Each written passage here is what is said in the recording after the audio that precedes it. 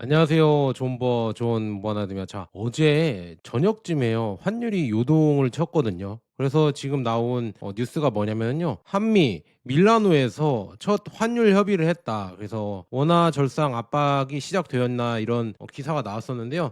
이게 보니까요. 한국과 미국이요.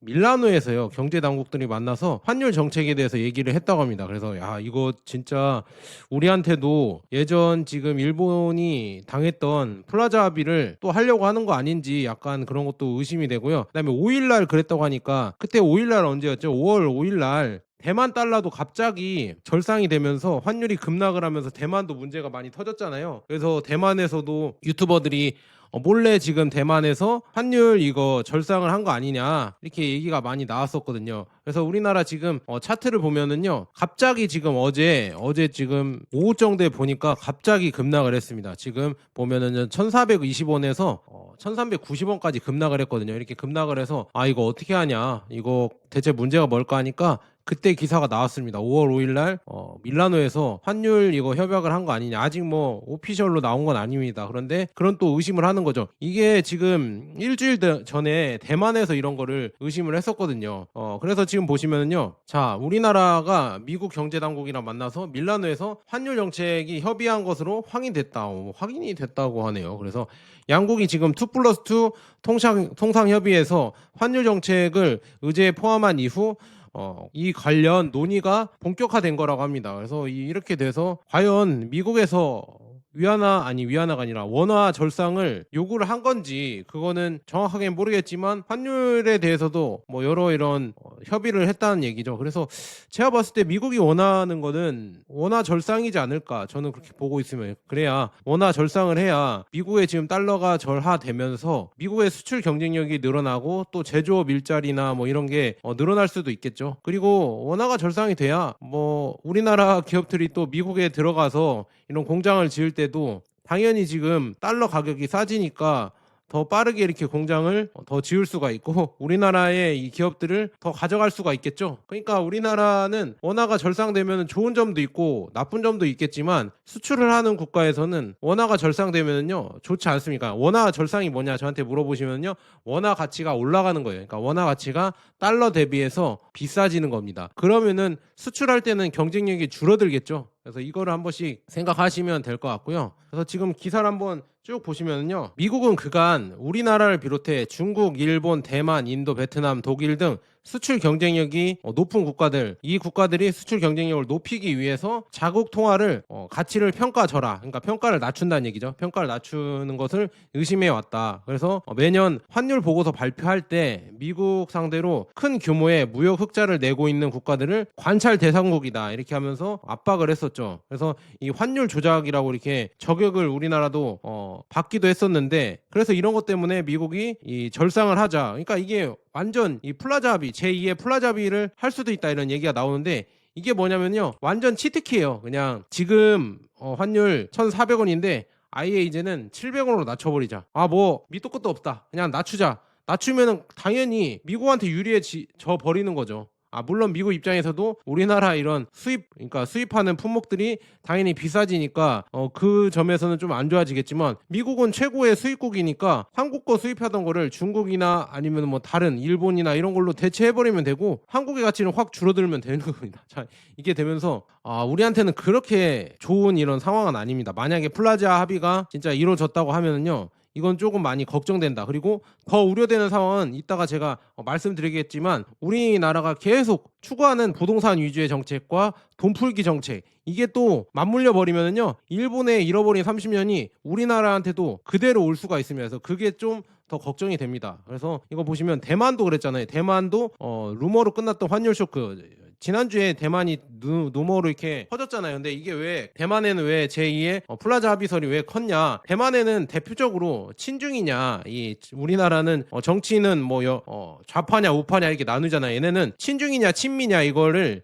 서로 이렇게 싸웁니다. 그런데 요즘 보면은요 친미파 이쪽이 대만에 총리를 했는데 친중 쪽이 이제는 주요 정당을 맞췄어요. 그러니까 선거에서 이겨서 주요 정당을 맡아서 대통령 특히나 총리는 친미지만 이 아래 이제 국회의원들은 친중이 많거든요. 그래서 이걸 비판하는 거예요. 친미를 그렇게 했더니 간이고 쓸개고 뭐 TSMC고 다 내줬는데 지금 트럼프가 들어서면서 우리를 중국으로부터 지켜준다고 하고 있냐? 이거를 하면서 계속 비판이 일어나고 있으니까 어떻게든 뭔가 미국한테 끌어내려고 하는 거죠. 지금 정치적 입지나 아니면 비판이 커지니까 어떻게든 미국의 이런 뭐라고 하죠? 신임과 이런 지켜주겠다는 뭐 이런 거 있잖아요. 중국으로부터 지켜주겠다 이런 거를 얻기 위해서 이렇게까지 노력한 거 아니냐 이런 루머가 계속 나오고 있어요. 근데 대만 입장에서는 대만 총리는 아니다 절대 그런 적 없다 이렇게 얘기를 하고 있지만 이렇게 지금 구석에 몰려가니까 제2의 플라자 합의설이 대만에서 계속 나오는 겁니다. 왜냐 여기가 더욱더 우리보다는 안보나 이런 거에 이 중국한테 지금 취약해져 버리니까. 근데 대만 입장에서는 이런 얘기가 또 나오고 있어요. 원래 중국에서 온 사람들이 대만 사람들이잖아요. 옛날에 장개석이 이렇게 그쪽 가면서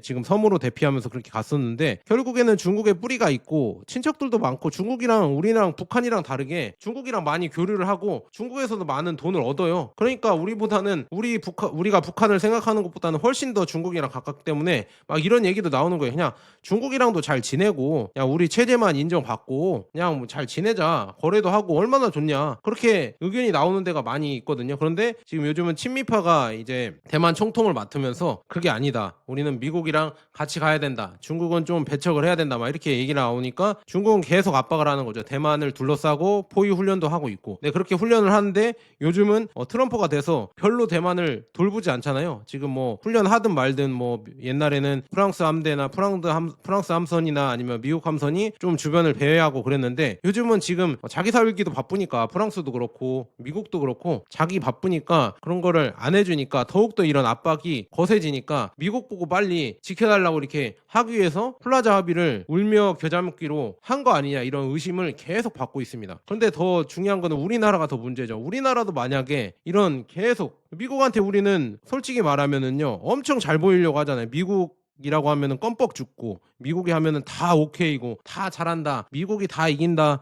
중국도 이기고 미국이 러시아도 이기고 미국이 세계 최고다. 아직도 이렇게 생각하시는 분들도 많고 거기에 언론도 막 계속 거기에 동조를 하고 그다음에 이런 시대가 바뀌고 있는데도 거기에 계속 사람들이 거기에 취해 있으니까 직접 찾아보지 않고 그러니까 뭐 조회수도 중국 망한다. 러시아 망한다. 이렇게 나오는 영상들이 엄청나게 조회수가 높잖아요. 근데 그게 참 걱정이에요. 왜냐하면요. 지금 돌아가는 정세를 봤을 때 그게 아닌 것 같거든요. 제가 생각했을 때는. 그래서 지금 조금 걱정이고요. 만약에 우리나라가 미국한테 이렇게 계속 또 환율도 지금 합의를 봐야 되는데 협의도 잘 안 돼서 환율도 협의가 잘 안 되고 환율도 그다음에 관세를 낮추거나 아니면 관세를 올려서 미국한테 또 좋은 걸 주거나 아니면 미국한테 어떤 좋은 뭐 자동차나 이런 걸 다 이렇게 주거나 그러면은 이제 받는 게 있어야 되는데 과연 받는 게 많이 있을까 저는 좀 걱정되고요. 그다음에 이것까지도 또 주지 않을까. 이 플라자 합의라고 하잖아요. 우리나라도 워낙 절상을 하면서 이번에 플라자 합의를 하면서 미국 좋은 일을 하는 거 아닌가 조금 걱정이 됩니다. 미국은 어떻게든 중국을 압박하기 위해서 중국이 요즘 히토류나 이런 걸로 세게 나오거든요. 관세 전쟁을 시작하면서 그래서 이런 여러 가지 급한 면이 있으니까 아마 미국도 더 강해지려면 동맹국들의 이런 경제력을 아마 가져갈 것 같습니다. 특히나 예전에 일본이었는데 이제는 대만이랑 한국을 노리면서 그렇게 하지 않을까 좀 걱정됩니다. 그래서 플라자 합의를 하면은요 뭐가 문제가 되냐 저한테 물어보시면요 예전에 일본이 85년도에 플라자 합의 했을 때 그때를 예를 들면서 어떤 게 문제점이 생기겠구나 이거를 예상할 수가 있는데요. 그때 플라자 합의를 일본이 했을 때에는 급격한 엔화 강세가 일어났습니다. 그러니까 엔화가 얼마나 올랐냐면요 미국 달러 대비 46%가 상승했습니다. 그래서 240엔 그러니까 원래는 120엔으로 지금 절반 수준이 되었다고 합니다. 240엔이었던 지금 1달러당 240엔이 120엔으로 거의 뭐 절반 수준으로 됐죠. 그래서 우리나라로 치면 지금은 뭐 그렇게까지는 이 외환 시장이 되진 않겠지만 지금 1,400원이었잖아요. 1,400원이 거의 뭐 이제는 700원이 되는 겁니다. 이렇게 낮아진다 이렇게 볼 수가 있습니다. 그래서 이렇게 되면은 뭐가 좋고 뭐가 안 좋냐 이렇게 물어보시면요 수출 경쟁력은 약화됩니다. 당연하죠. 우리가 지금 예를 들어서 갤럭시 스마트폰이나 아니면 그냥 갤럭시가 아니라 삼성의 TV가 100만 원이었는데 환율이 그렇게 올라가 버리면 두 배로 뛰면 200만 원이 돼 버리는 겁니다. 그러면은 일본은 150만 원 팔던 TV가 있었는데 그것보다 원래 100만 원에 팔았을 때는 우리가 이득이 있었잖아요. 그다음에 중국은 약 그냥 한 80만 원에 팔았다. 이렇게 해서 이 정도 차이는 품질로 우리가 만회하면서 중국을 이길 수 있었는데 이제 우리가 200만 원이 돼버리면요, 일본한테도 아예 안 되고 150만 원이 일본한테도 안 되고 80만 원인 중국한테도 워낙 차이가 나버리니까 사람들이 일본을 사든 아니면 중국을 사든 해버리는 겁니다. 그럼 우리나라의 판매량이 많이 줄어들겠죠. 그런 거를 지금 생각을 하셔야 된다. 그래서 엔화 강세로 인해서 예전에 85년도 때 그때 일본 수출 경쟁력, 수출 가격이 상승하면서 수출 경쟁력이 약화됐거든요. 그 이후로 이제 90년대 이후로 우리나라가 점점 더 발전하면서 일본의 이 지금 전자 산업이나 반도체나 이런 거를 우리가 다 이렇게 앞질렀잖아요. 그게 다 이 플라자 합의 이후로 일어난 겁니다. 그래서 참 걱정이 많이 됩니다. 그래서 경제 성장률도 6.3%에서 2.8%로 급락을 이렇게 그때 했다고 하고요. 그다음에 내수 부양을 위하여, 그러니까 이게 문제예요. 우리나라가 그러니까 일단은 플라자 합의해서 만약에 원달러 환율이 낮아졌어요. 그러면은 우리가 수입할 때는 엄청 싸지잖아요. 우리가 뭐 나이키나 아니면은 뭐 원유나, 그러니까 에너지나 식량이나 뭐 이런 거 다 수입할 때는 그때가 가격이 싸지기 때문에 물가는 또 안정될 수가 있습니다. 그래서 우리 지금 서민들이나 내수 경제는 더 좋아질 수가 있거든요. 그런데 중요한 거는 여기서 일본이 잘못한 게 뭐냐면요, 일본 정부가 잘못한 게 뭐냐, 수출 둔화를 보완하기 위해서 일본 정부는 여기가 중요합니다. 금리 인하를 하고 대출 규제를 완화해서 내수를 부양하라고 했습니다. 그래서 이로 인해서 부동산과 주시장의 거품이 형성되고 지금 보면은요, 1989년 니케이 225 지수는 사상 최고치인 39,000포인트를 기록을 했습니다. 이게 이제야 돌파가 됐는데 거의 뭐 30년 이상 걸렸거든요. 39,000포인트가 언제부터 했냐면 10,000포인트대에서 39,000까지 올라갔습니다. 거의 무려 3배 내지 4배나 올랐거든요. 이렇게까지 포인트가 올랐다. 그래서 우리나라 이제 뭐 차기 대통령들이 뭐 5,000 코스피 5,000 하겠다 이렇게 얘기가 나오고 있잖아요. 충분히 가능합니다. 지금 보면은요, 플라자 합의에서 우리가 원화 절상을 해버리고 일본 정부처럼 금리 인하를 하고 대출 규제를 완화해버리면서 뭐 강남 3구 레미안 원베일리 뭐 이런 데가 이제는 국평 기준 50억에서 이제는 100억 200억으로 뛸 수가 있습니다. 충분히 우리가 금리 인하해버리고 대출 규제 완화해버리면요, 그렇게 뛸 수 있고요. 몇 년간은 진짜 다음 대통령 임기 동안은 아마도 엄청난 버블로 시장 좋아졌다, 한국의 또 제2의 전성기다 이렇게 하면서 일본처럼 이렇게 엄청나게 타오를 수가 있습니다. 일본의 이 80년대 엄청난 버블 시기, 이때 노래도 엄청나게 좋았거든요. 자, 얘네 지금 80년도 때 이 버블 때 그때 영상 보면요, 내일의 고민이 없었던 것 같아요. 돈이 흘러 넘치고 물가는 싸고 그다음에 뭐 자산시장 엄청나게 부동산이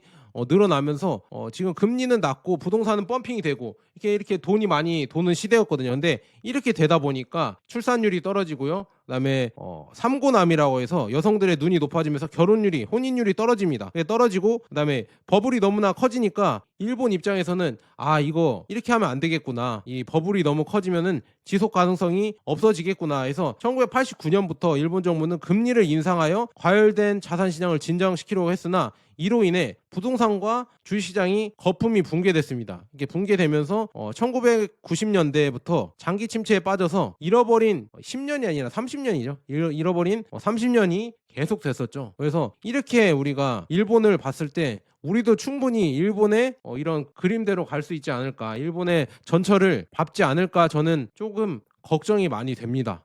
지금 자산 거품 붕괴 이걸 봤을 때 우리나라 충분히 그렇게 될 수가 있거든요. 지금 정책들만 보세요. 지분형 모기지 하는 거 보시고요. 아니면 뭐 부동산 위주의 이렇게 펌핑 전략을 피는 거 봤을 때 충분히 우리도 내려올 수가 있다. 이렇게 지금 충분히 가격이 이렇게 펌핑이 되면서 거품이 일면서 이렇게 내려올 수가 있어요. 그래서 지금 저는 플라자 합의에 대해서 정말 걱정이 많이 되는 겁니다. 그래서 지금 보면은요, 트럼프 지금 관세 이후에 이 지금 환율 움직임을 봤을 때 우리나라 지금 원화는 2.39포인트 이렇게 내려왔고요. 그다음에 지금 엔화는 오히려 올라왔어요. 1.82% 올라왔고요. 그다음에 중국의 위안화는 1.44% 마이너스 됐고, 지금 보세요. 대만 달러가 오히려 7%나 하락했습니다. 7%나 하락한 거 봤을 때 대만은 어떻게 플라자 합의를 한 거 아니냐 뭐 이렇게 소문이 도는 게 조금 맞는 것 같고요. 대만만 이렇게 많이 떨어졌거든요. 그래서 한국도 모르겠습니다. 지금 일본이랑 중국, 특히나 중국도 그렇게 크게 변화가 없었는데 한국이 과연 위안화 원화 절상을 할 것인가, 이게 참 궁금하다 이렇게 말씀드려요. 아마 저는 만약에 한국이 플라자 합의를 해서 원화 절상을 하고 그렇게 간다고 하면은요, 결국에는 제가 봤을 때는 진짜 부동산 펌핑을 다시 갈 겁니다. 이제 다시는 못 올 부동산 엄청난 급등장이 일어날 거라고 저는 보고 있습니다. 금리 인하를 하고 부동산 펌핑을 엄청나게 이제 다음 정부에서 시킬 겁니다.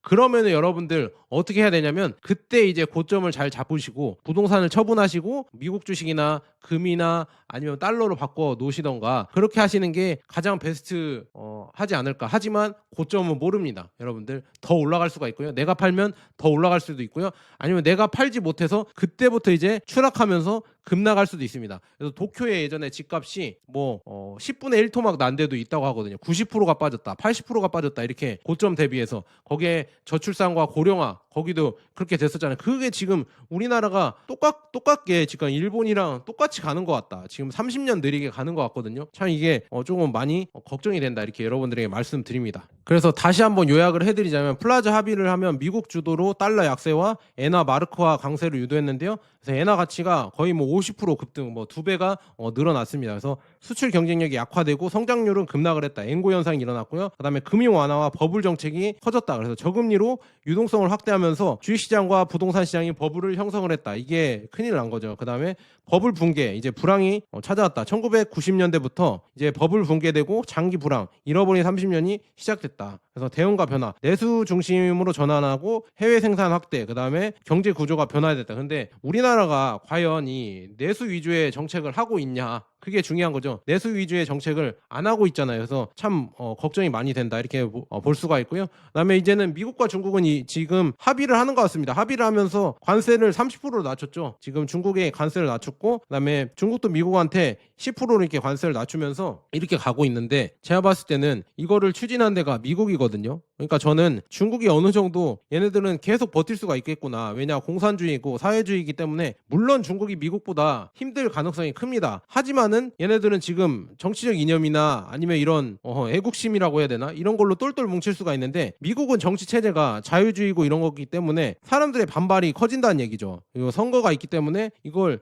끝까지 끌고 가기가 힘들어요. 그러니까 지금 제네바에서 중국 이런 관계자들이 온다니까 부랴부랴 미국이 가서 빨리 합의를 한 거라고 저는 볼 수가 있거든요. 그 다음에 히토류 이런 것 때문에도 합의를 한 거라고 볼 수가 있습니다. 그래서 이런 변화가 일어나고 있는데, 우리나라는 과연 어떻게 잘 대응을 할 것인가 좀 걱정이 되고 있고요. 그 다음에 중국은 지금 보면요, 이제는 다국화 시대가 이제 점점 더 열리는 것 같습니다. 얘네 중남미 애들 있잖아요. 칠레, 콜롬비아, 브라질, 여기 있잖아요. 이런 중남미 주요국들 정상들이 중국에 가서 지금 만나면서 지금 중남미 이런 뭐라고 해야죠, 협력 강화 이런 회의를 했다고 하거든요, 남미 국가들이. 그래서 이제 중국이랑 협의를 하면서 점점 더 커지려고 하고 있고, 이제 미국 눈치를 이제 더 안 보고 있다. 이제 브릭스가 점점 커지고 있다. 다국화 시대가 열리고 있다. 저는 이렇게 보고 있거든요. 왜냐, 지금 브라질이나 칠레나 콜롬비아나 중국이랑 교역을 하니까 값싼 중국의 이런 비아디 자동차가 들어오고, 그다음에 값싼 중국의 이런 태양광이나 아니면 인프라 시설이 남미에 깔리면서 남미에 철도가 놓이고, 그다음에 에너지 시설이 놓이고, 이런 댐이 건설되고 학교가 지어지고 이렇게 되다 보니까 오히려 미국이랑 거래를 했을 때보다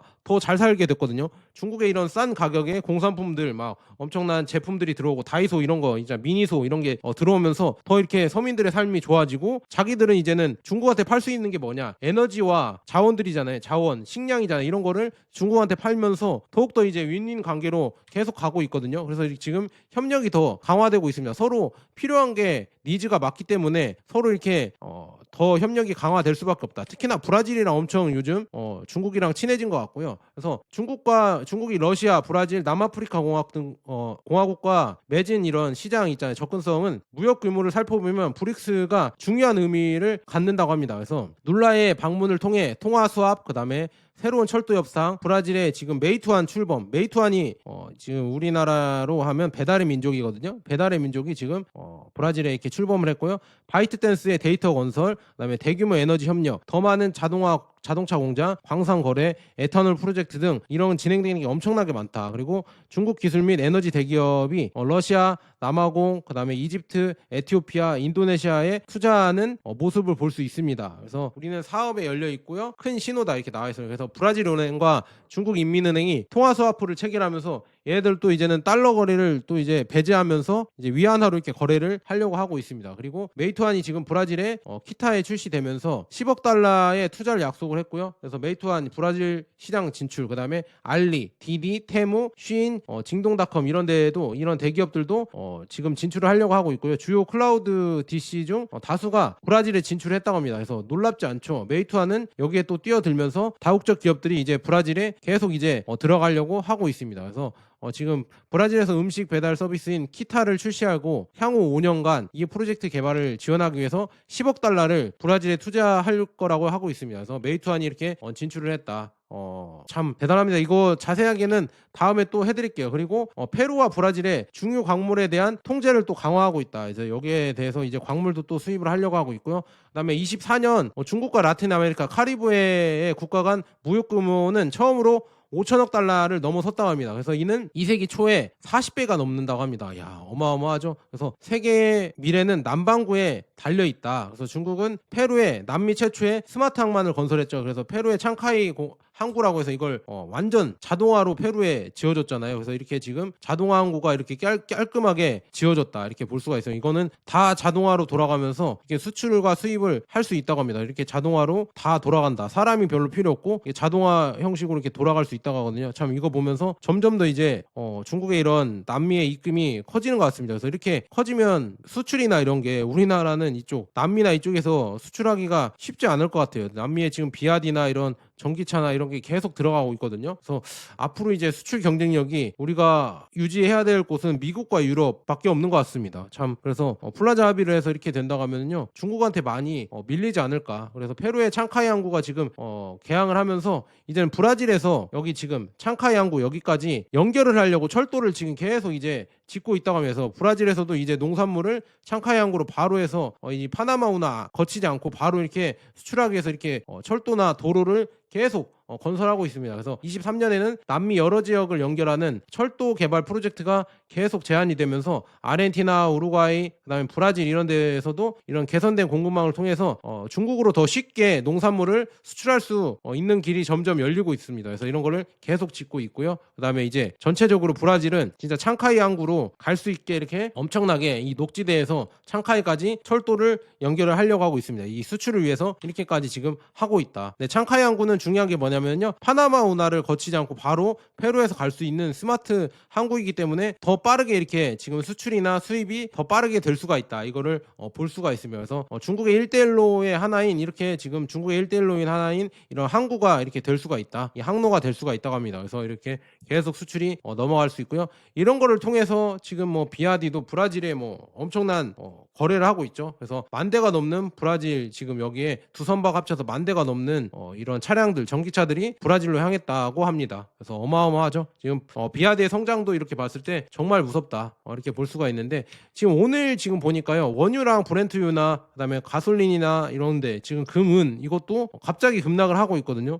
그래서 조금 이거는 구리도 그렇고요, 원자재들이 갑자기 급락하는 거 맞고 보고, 그다음에 미국 주식도 조금 빠지는 분위기가 커서 너무 급등을 해서 조금 조정인가, 아니면은 약간 경기 침체 신호인가, 이거는 좀 더 봐야 될 것 같습니다. 자, 여기까지 오늘 지금 이 환율 협상, 지금 원화 절상 이런 걸로 지금 봤을 때 조금 우리나라가 걱정이 많이 됩니다. 이렇게 원화 절상을 하고 수출 경쟁력이 줄어들고 나서 내수를 펌핑하기 위해서 금리 인하를 하고 또 버블을 이끌어낼 것 같아서 조금 더 지금 그게 가장 걱정이거든요. 그래서 이걸 우리나라가 잘 해야 될 텐데 좀 많이 걱정이 됩니다. 자, 여기까지 좋은 번화되었습니다. 여러분 감사합니다.